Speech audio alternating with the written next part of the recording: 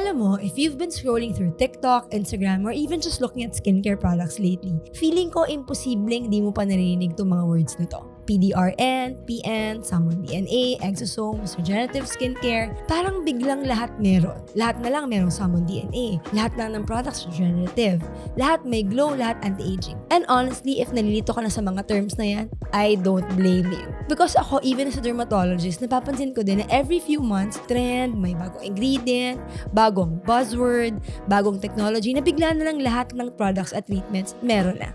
And here's what makes it more confusing. Hindi lang sila nasa clinics. Makikita mo na rin sila sa skincare products. So naturally, marami nagtatanong sa akin, Doc, ano ba talaga itong mga to? Are they the same? At kung pareho silang nasa skincare na sa clinics, parehas din ba ang effect? So today, let's slow things down. Pag-usapan natin kung ano talaga ang PDRN, ang PN, what are exosomes, ano yung kaya nilang gawin, at ano rin ang hindi nila kayang i-promise.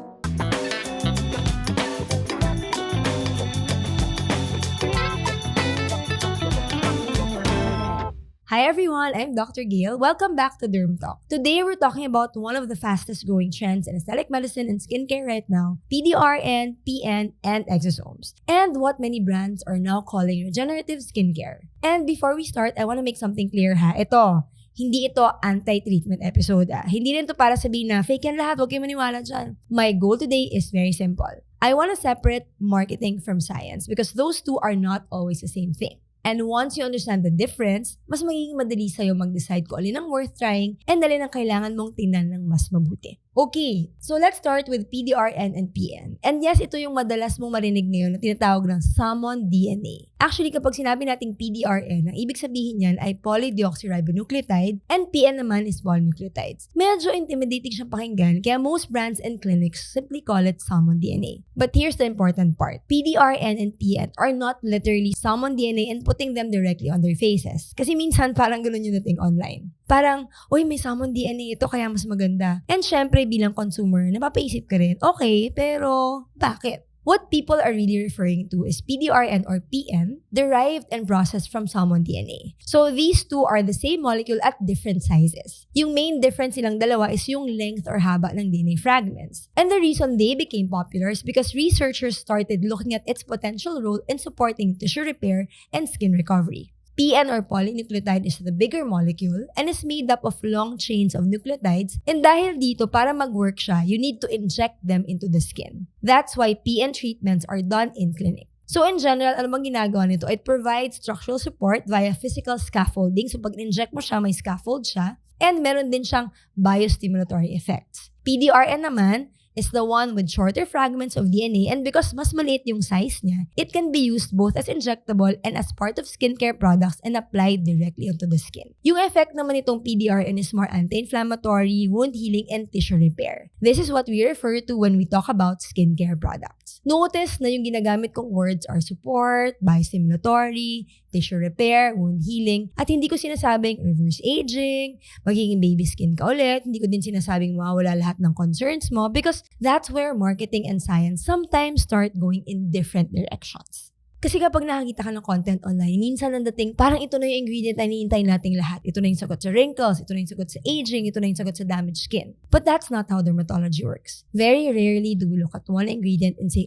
ito na, solve na lahat. In fact, if you've watched this channel long enough, alam niyo na siguro yung isa sa mga pinakaayaw kong sagot pero pinakatotoong sagot sa dermatology, it depends. I know hindi siya exciting. People want a clear answer. Doc, ano ba? Effective ba talaga to? Doc, worth it ba? But skin doesn't really work that way. Because the same ingredient can behave very differently depending on the formulation, the concentration, the delivery system, and of course, the concern that we're treating, even the person using it. That's why whenever I see an ingredient becoming viral, ang unang-una kong iniisip is not effective ba?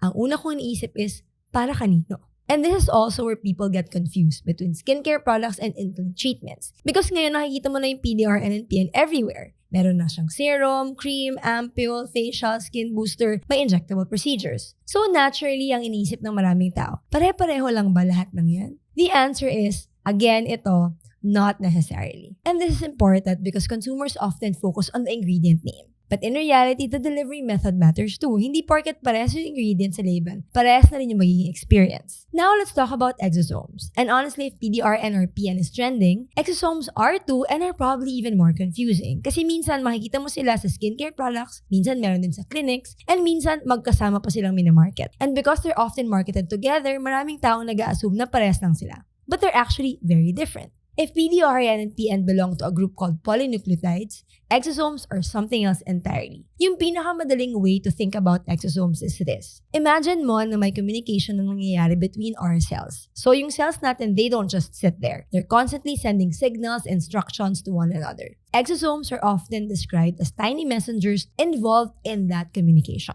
And honestly, I think that's one of the biggest misconceptions right now. Kasi minsan kapag nakakita tayo ng dalawang ingredients na parehong premium, parehong mahal, at parehong trending, parang automatic na iniisip natin na pareho lang sila. But they're solving different conversations. It's a bit like comparing apples and oranges. So, pareho silang fruits, pero magkaiba pa rin sila. And the same thing applies here. Now, before anyone gets excited and thinks, so exosomes automatically regenerate skin. Not so fast, because that is exactly where social media sometimes oversimplifies things. A lot of content online jumps straight to the results.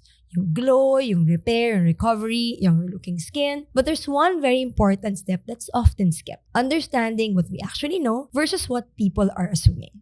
And this is where consumers need to be careful. Because right now, exosomes is one of those words that sounds very advanced, very futuristic, even very scientific. And minsan kasi enough na yun to convince people. But sounding scientific and having strong evidence are not always the same thing. By the way, if umabot ka na hanggang dito, comment down below kung saan mo unang narinig yung PDRN, PN, or exosome. Sa TikTok ba? Skincare products, sa clinic, sa doktor mo, or ngayon mo lang talaga siya narinig? I'm just curious because honestly, ang bilis nilang sumikat in the last year or two. So now let's talk about the part that causes the most confusion. Not the science, not the ingredients, the expectations. Because if you look at how PN and exosomes are being talked about online, ang dali tuloy isipin na these are the next miracle ingredients. Parang lahat ng problemang gusto natin ayusin sa balat, may solusyon na. And that's where we need to pause. Kasi minsan sinasabi nila, Salmon DNA versus aging. But we have to consider that aging is multifactorial. Or pag sinabi nila na one treatment talaga, this one solves everything. But treatment plans are always individualized. And yung mga instant na yan, results vary and it's not the same for everyone. Because one of the biggest mistakes consumers make is assuming that a promising ingredient automatically means a guaranteed result. And that's not how dermatology works. Imagine, may dalawang tao. Pareho silang gumagamit ng product na may PDRN or pareho silang gumagamit ng may product na may exosomes. Does that automatically mean pareho sila na magiging result? Of course not. Because skin is not a photocopy machine. And this is why lagi ko sinasabi sa patients, do not fall in love with ingredients alone. Fall in love with understanding your skin. Because every few years, may bagong ingredient na nagiging superstar. May bagong ingredient na nagiging headline. At may bagong biglang nasa lahat ng products. And here, don't get me wrong guys. Ako, interesting naman talaga sila. Even ako, whenever a new ingredient comes out, I really look it up, I try to understand it. But the skin has never worked that way. Hindi umiikot ang magandang balat sa isang ingredient lang. Most of the time, it's not one thing. It's always a combination of the right diagnosis, the right treatment plan, the right skincare routine, and realistic expectations. So if you're waiting for me to say, Doc, hype ba to? No, I don't think that's fair. Because these technologies didn't just appear out of nowhere. There are researchers studying them, there are doctors interested in them, there are reasons why the industry is paying attention. But if you're waiting for me to say, Doc, ito na ba yung future ng skincare? Hindi na siya ganun kasimple. Because the truth is somewhere in the middle. They're promising, they're very interesting, and they're generating a lot of excitement, but they're still tools. And in dermatology, tools only matter if they're being used on the right patient at the right time for the right concern. At ito, you don't have to say yes to every new ingredient. You don't have to chase every new trend. And you definitely don't have to feel left behind just because everyone seems to be talking about something. Remember, yung goal natin is hindi makolekta ng mga ingredients. Yung goal natin is healthier skin. And those two things are not always the same. By the way, ito, if umabot ka na naman dito, I want you to know, when you hear PDRN or PN or exosome, saan ka mas naiengganyo? Skincare products? In-clinic treatments? Or honestly, hindi ka pa rin convinced? And if may ingredient, treatment, or skincare trend na gusto mo i-breakdown natin next, ilagay mo rin sa comments. So to summarize everything, hindi lahat ng bagong ingredient ay breakthrough. In fact, exosomes, PN, hindi naman sila bago. Exosomes, we've known about them for so long, we just didn't understand what they were for. Same with PN and PDRN. And hindi lahat ng trending ingredient ay hype. Sometimes, they're simply new tools that we're still learning more about. And the smartest thing you can do as a consumer isn't to say yes to everything. It's to understand what you're saying yes to. Okay guys, so if you found this episode helpful, don't forget to like and subscribe. And if you know someone who's been curious about PDRN, PN, Salmon DNA, or even exosomes, feel free to share this episode with them. So again, thank you so much for watching, and I'll see you in the next Derm Talk. Bye!